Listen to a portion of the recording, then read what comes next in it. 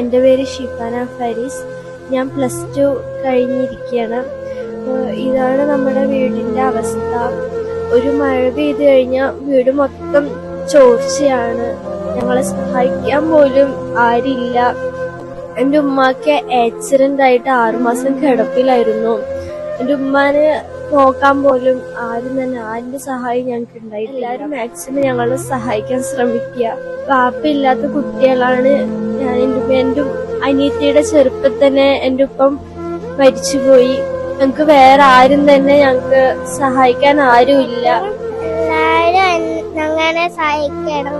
കുറച്ചോന്ന് ഓർത്ത് ഞങ്ങളെ സഹായിക്കണം. അസ്സലാമു അലൈക്കും. 2 മക്കളെ